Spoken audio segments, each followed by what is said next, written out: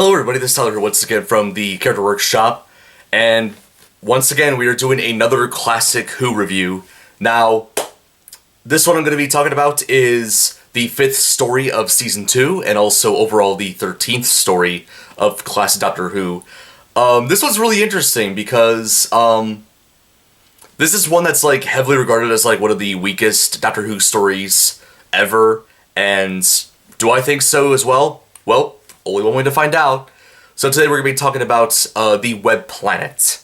So basically the simple terms, the plot of the Web Planet is as goes. The TARDIS gets forced to land on a planet, which the first Doctor, while investigating, recognizes the planet as Vortis. But he, however, is puzzled by the presence of several moons around a planet that usually doesn't have any moons. And a force acting through Barbara's gold bracelet draws her to go outside of the TARDIS.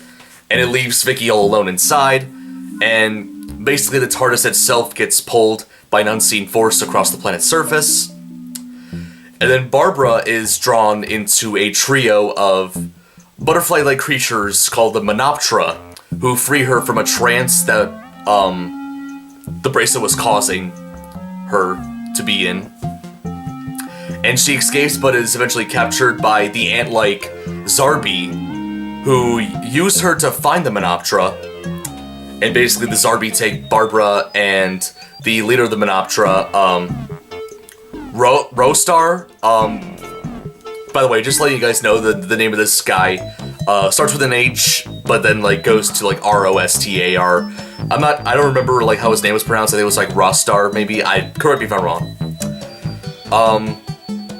And they take both of them to the Crater of Needles to drop vegetation into acid rivers, which feed the Amnis, which was basically like this tentacle-like being who's controlling the Zarbi. Meanwhile, the Zarbi take the Doctor and Ian to the Carcinome, where they find Vicky in the TARDIS, and the Amnis forces the Doctor to help track down the Menoptera invasion force. And Ian eventually escapes and meets a Menoptera named Vrestin, who Ian eventually learns that the Menoptera have fled to one of the moons that the Amnis, pulled into orbit. And the Doctor accidentally reveals the Menoptera spearhead plan to land near the Crater of Needles, and it gives the Amnis the opportunity to ambush them. And then Ian and Vrestin, fall deep into the planets of Vortis, and they meet the Optera, who are basically descendants of the Menoptera who fled underground and convinced them to, fight the Amnis as well, digging upwards beneath the Carcinome. At the Crater of Needles, Barbara and Rostar fail in their attempts to warn the Menoptera, and the Spearhead is massacred. So the Doctor deduces that the Amnis uses gold to channel its mesmerizing force and counteracts it to control a Zarbi and escapes with Vicky. They eventually meet back up with Barbara and the Menoptera to devise a plan to attack the Carcinome, and the Doctor and Vicky are taken by the Zarbi to Amnis, a great spider-like creature, which I've already kind of brought up earlier. Barbara and the Menoptera attack the Carcinome from outside, while Ian Vrestin and the Optera reach the Amnis from below. They defeat the Amnis with the Isotope, a cell-destroying weapon devised by the Menoptera. And afterwards, the Zarbi return to their docile states, and the planet turns into a much more pure form. And the Doctor and his companions eventually leave the TARDIS, and the creatures of Vortis promise to tell stories of the Doctor and his companions to future generations. So, for those of you guys who thought that my basically summarization of the Web Planet was kind of dull, well, that's kind of what the story was, basically. It just isn't that interesting of a story, and also, like, there's, like, several issues that, like, me and several people have had with the Web Planets. One of the more noticeable things being, like, the set designs, and also some of the, alien costumes as well, have kind of received some criticism. I especially think that, like, the Zarbi themselves are, like, not fully realized. I mean, basically, the thing about the web planet is that, like, the creatures on that planet basically resemble, like, insects that we have here on Earth. Like, the Zarbi represent the ants, the Menoptera represent, like, I guess, butterflies and moths in a way. And, like, the Zarbi in particular, you can kind of tell it's literally just, like, a person's legs, like, just strapped to, like, an ant body. It's, some of the stuff in the story was, just from what I've seen, not fully realized. If you notice a change of lighting, I'm recording this next portion of the episode later in the day because camera battery died while I was filming, not while I was filming, like after I filmed the first half of this episode. I swear to God, my camera tends to like run out of its battery at like the worst times, especially when I'm in the middle of working on an episode. What was I talking about again? Oh yeah, the costumes of the aliens in the web planets. Now, people kind of criticize the way they look. People say they look goofy. I put out that the Zarbi do look kind of goofy. I think especially the Hoptra, the little grub creatures that are like not Hoptra, the Optra. That's what they're called. But yeah, they're those little grub creatures that are like almost larva versions of the Menoptera, and not just with the costumes. Like I honestly think their costumes are probably like the worst looking ones out of all of them, and also just in terms of like as characters, they're just like unintentionally hilarious. They just look way too goofy at what they do. Like the way they speak, it's kind of like a very like simple like English in a way, like oh, the sun give us light or stuff like that. Like that's an example of how they talk. Also, like they're always like crouched down and they have like their weapons like this, and they're always like hopping around when they walk, and I'm like, dude, I cannot take these guys seriously. But yeah, that's kind of about it with the aliens. The other thing I gotta point out that's a little bit annoying is the fact that the Zarbi, make noises, pretty much all throughout the story. Like, expect to hear the Zarbi make noises, like, at least, like, 50 to 100 times an episode. It gets kind of annoying and kind of repetitive real quick. And as for the main companions themselves, or the main characters, should I say, the Doctor, Ian, Barbara, and Vicky, not really much to say about them in this story. They didn't, like, they did stuff, but, like, they don't really, like, do a, whole lot of like stuff that's really like noteworthy, I guess. They're just kind of there doing whatever. They're not bad or anything. Like I just like can't really think of too many like noticeable moments to really talk about when it comes to any one of them. I will say probably like one of the funniest interactions between those guys in the Web Planet was in, I believe it was episode 1 or 2. Ian was about to take a drink of water, and the Doctor was like, no.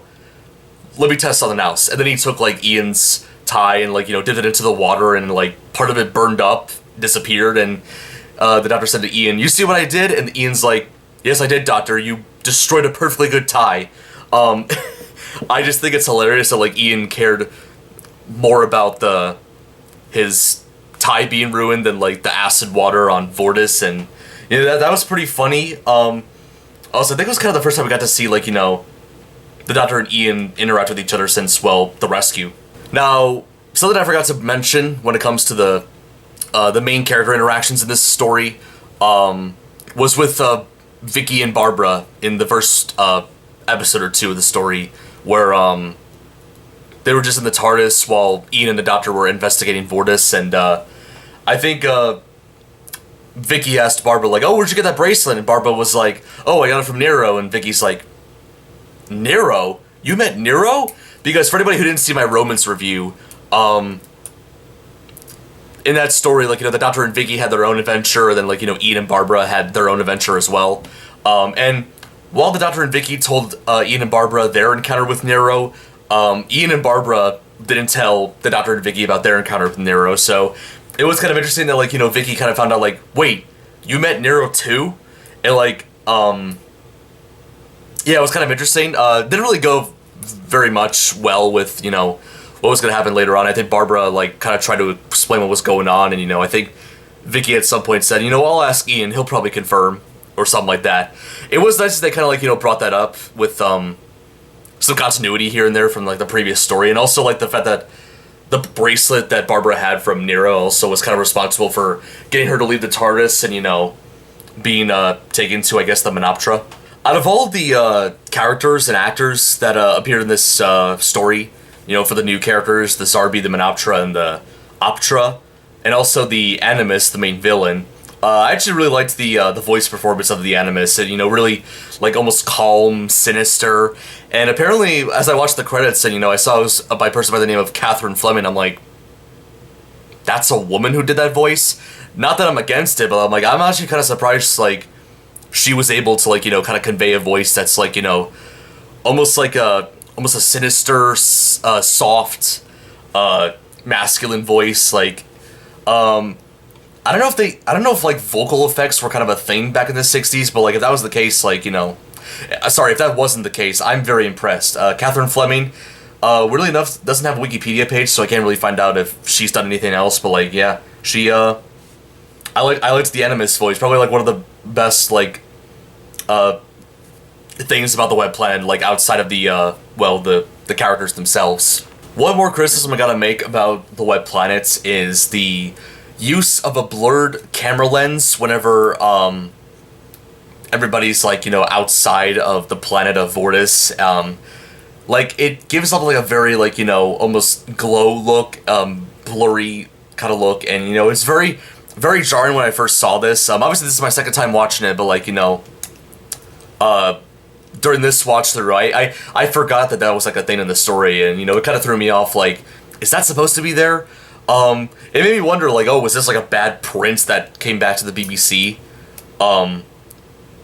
Or something like that. But no, that was intentional. They intended for the camera to look that blurry for the exterior scenes of Vortis. I guess they're trying to make it like look very shiny or like mystical, but like it just ended up just looking kind of ugly to look at, and just, like, you know, almost hurts your eyes a bit. Like,